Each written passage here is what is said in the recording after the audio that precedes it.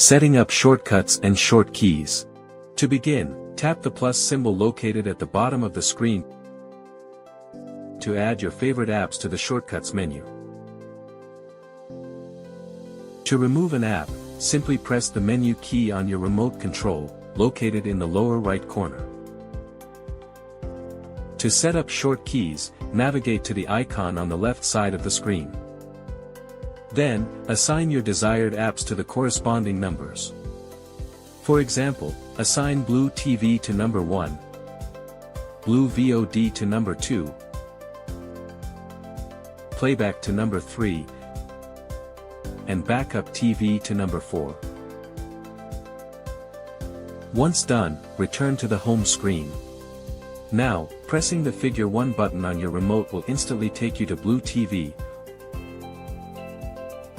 while pressing the figure 2 button will swiftly navigate you to Blue VOD.